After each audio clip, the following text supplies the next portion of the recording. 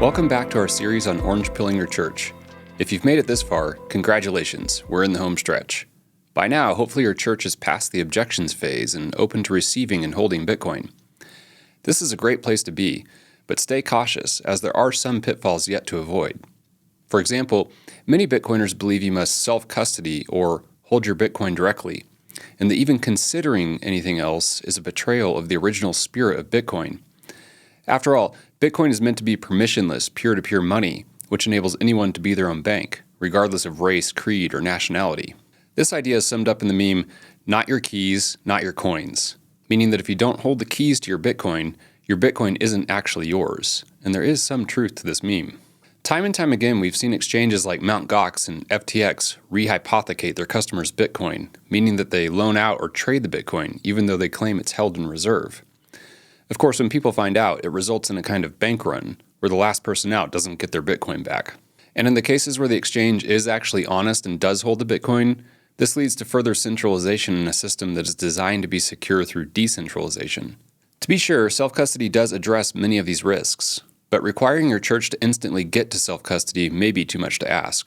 The reality is that most people are used to holding their assets with banks, brokerages, and other financial institutions, and the prospect of holding and securing Bitcoin directly can be foreign and daunting, especially to a non-technical person. In the words of Matthew Cratter, don't be a Bitcoin hipster. And for more context, check out Bitcoin University's video, Bitcoin Hipsterism and Global Adoption. So if your church is already accustomed to holding bonds or equities in a brokerage account, it might make more sense in the short term to start with one of the ETFs, or exchange-traded funds, that track Bitcoin, especially if your donors prefer to give these types of securities. Again, we aren't promoting a specific Bitcoin ETF or even that your church should always hold Bitcoin in an ETF indefinitely, but if it's the difference between having some exposure to Bitcoin or no Bitcoin at all, this may be what it takes to get your church to take the first step. Getting skin in the game will also give your church an incentive to develop more conviction. And from there, you can work on the next logical step, which is getting your church to hold real Bitcoin, or at least a Bitcoin IOU on an exchange. You see, unlike the ETFs, when you hold Bitcoin on an exchange, you always have the option to send that Bitcoin to a wallet under your control, assuming it hasn't been rehypothecated. When you do this, your Bitcoin IOU becomes real Bitcoin, and by comparison, this is why the ETFs are sometimes referred to as paper Bitcoin. In the future, we may see the approval of in-kind redemptions for the ETFs, which would allow you to exchange ETF shares for real Bitcoin. But as of this recording, this is not allowed. On the plus side, the ETFs are legally required to maintain real Bitcoin to back their shares. But the downside right now is that most ETFs choose to custody their Bitcoin at the same exchange. Unfortunately, this further adds to the centralization of coins and increases the likelihood of a 6102 attack, where the government confiscates a large amount of Bitcoin from an easy target like the exchange that the ETFs use as a custodian.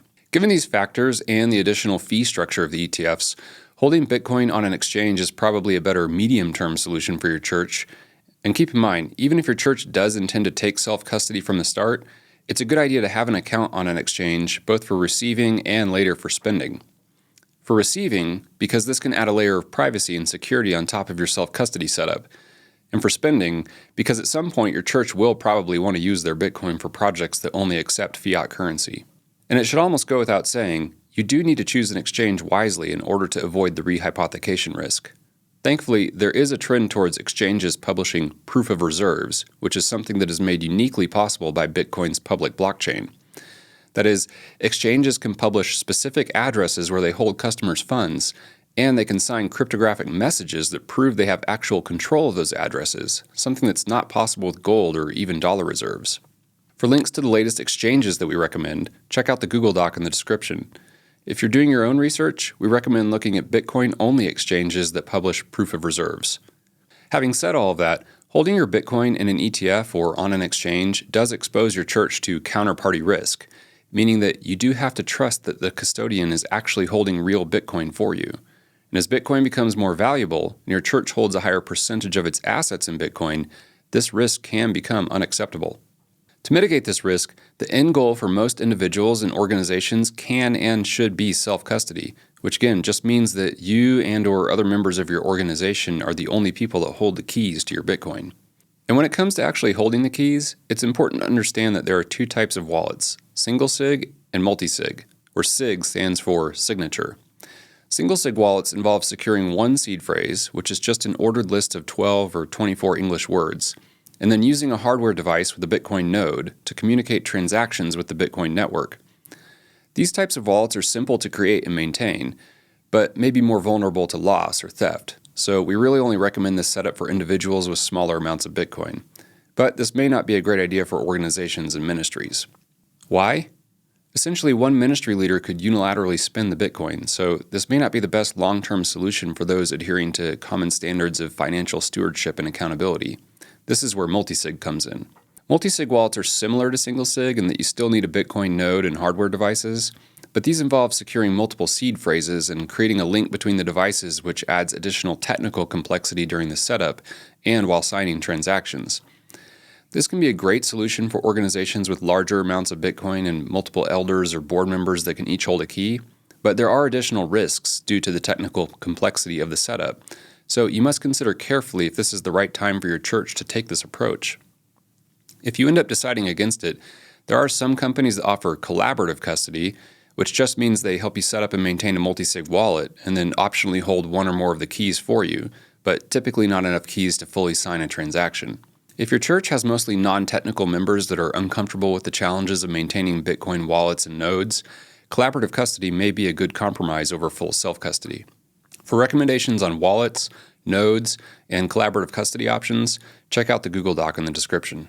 So to recap, use ETFs if you must, but otherwise use exchanges for holding relatively small balances and for receiving and spending, and use self-custody or collaborative custody for holding larger balances.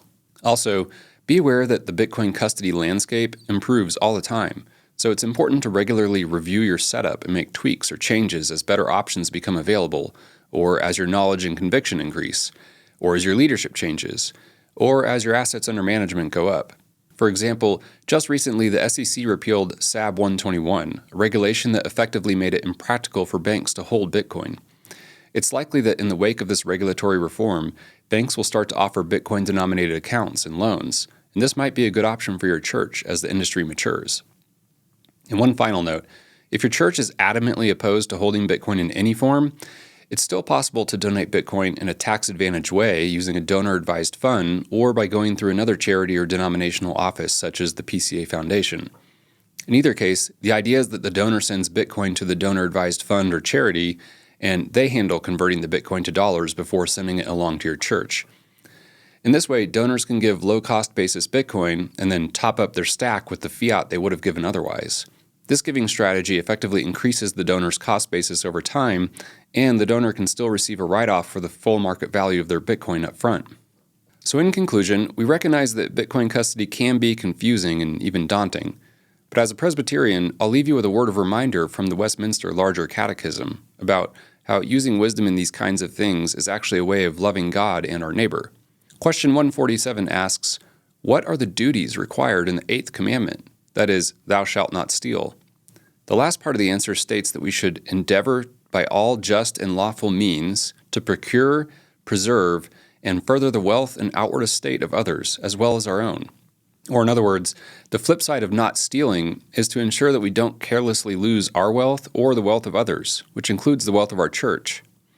God wants what's best for us and our world, and His commandments show us that. As His redeemed people, we should gratefully seek to honor Him in everything, even in how we secure our wealth. And if all of this seems overwhelming to you, that's okay. If you want more details, or if you need help strategizing about the best custody path for your church, feel free to reach out, and we'll be happy to talk.